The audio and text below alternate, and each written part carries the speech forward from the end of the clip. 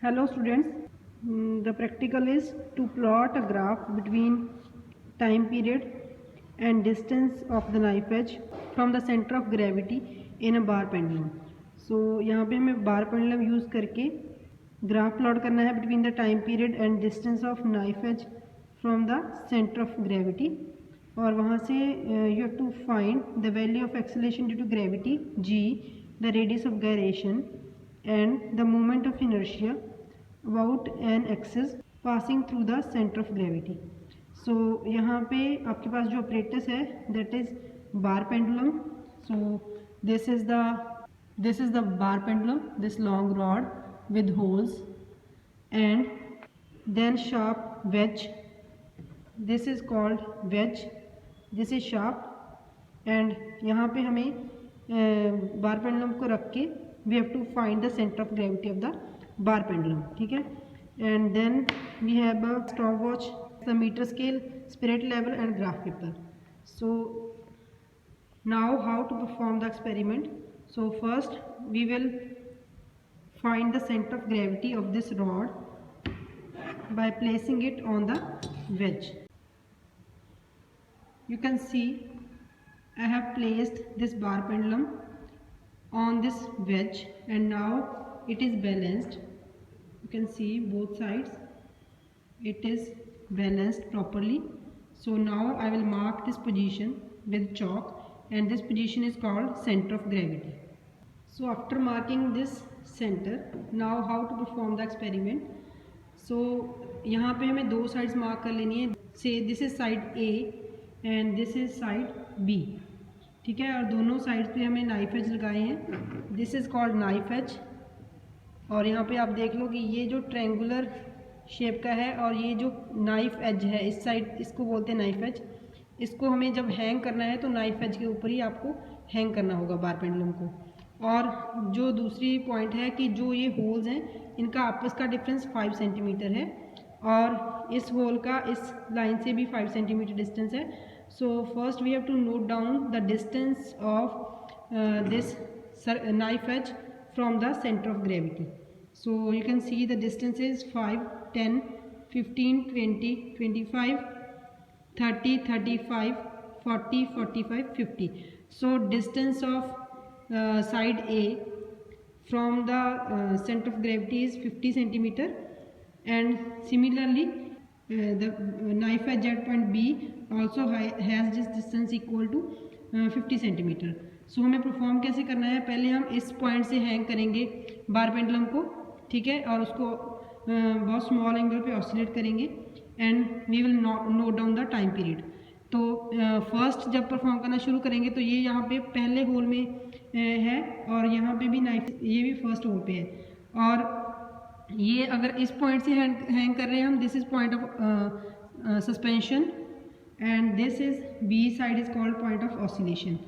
और दूसरी जो चीज़ है आपको यहाँ पे नोट करनी है कि जब आप हैंग करोगे पहले फर्स्ट होल में डाल के इसको ऑसिलेट करवाना है, फिर इसको मूव करके हम इस होल पे ले आएंगे, सेकंड होल पे ए साइड, और सिमिलरली बी साइड भी हम इसको निकाल के नाइफ एज को इस होल पे ले आएंगे, ठीक है. तो फिर हम सेकंड रीडिंग लेंगे. उस टाइम पे हमारा जो डिस्टेंस होगा from the centre of gravity, तो ये 5 सेंटीमीटर कम हो जाएगा तो 45 हो जाएगा साइड ए के लिए. तो फिर से हम ऑसिलेट करवाएंगे, टाइम पीरियड नोट करेंगे for the 20 oscillations, then we will move to the next hole.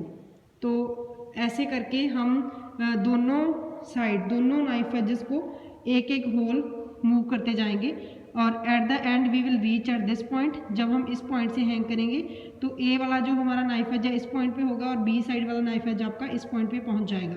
तो उस केस में भी आपको टाइम पीरियड नोट करना है.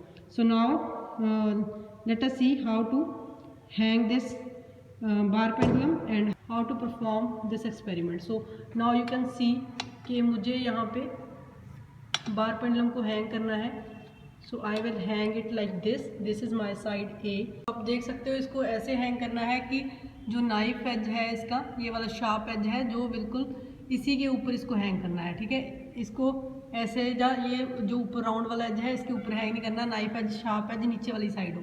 तो ऐसे इसको हैंग करने के बाद आपने इसको स्मॉल एंगल से ऑसिलेट करवाना है. बहुत ही स्मॉल एंगल लेना है क्योंकि अदरवाइज़ जो नॉन लीनियर पार्ट है वो इंक्लूड हो जाता है ऑसिलेशन में।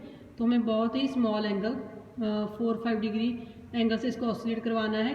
और जैसे ये ऑसिलेट करना शुरू करेगा, we will start the stop watch, and जो नीचे बी साइड है वहाँ पे क्रॉस लगा है, उस क्रॉस को आपने ध्यान रखना है। And we will count the time period for the 20 oscillations. और उसके बाद आपने अपना स्टॉप वॉच बंद कर देना है और टाइम नोट कर लेना है। फिर आप क्या करोगे, जैसे मैंने पहले बताया, ऊपर से इस होल पे शिफ्ट हो जाओगे और नीचे से भी एक होल ऊपर चले जाओगे। ठीक है, जो नीचे है ये वाला पॉइंट ये यहाँ पे आ जाएगा। फिर से इसको 20 ऑसिलेशन के लिए टाइम पीरियड नोट करना है। तो ऐसे आपको करते जाना है जब तक आप इस पॉइंट पे नहीं आ जाते, जो आपका लास्ट पॉइंट है। तो ऐसे आप पहले साइड ए से करेंगे, दैट इज साइड ए, फिर उसको उल्टा करेंगे और फिर साइड बी से हैंग करेंगे and perform the experiment in the similar way.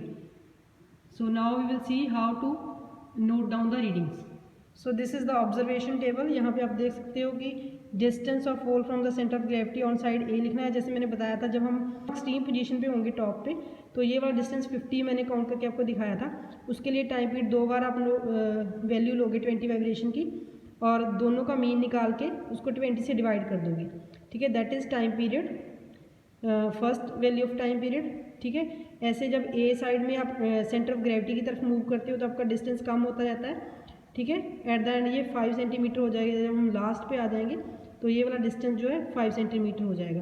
तो यहाँ पे सब के लिए आपने 2-2 वैल्यूज़ लेनी है और फिर मीन निकालना है, फिर 20 से डिवाइड करके टाइम पीरियड आ जाएगा। सिमिलरली जब हम बी पॉइंट से हैंग करेंगे दूसरी साइड से, तो उस केस में भी आपका वैसा ही होगा, 50 होगा, 45, 40 ऐसे चलेगा, 5 तक आ जाएगा। और उसमें भी सिमिलरली आपने परफॉर्म करना है, 2-2 बार हर एक पॉइंट पे आपने ऑसिलेशन देनी है, 20 ऑसिलेशन, फिर मीन निकालना है, फिर आपका टाइम पीरियड आ जाएगा। तो आपका टाइम पीरियड आ गया।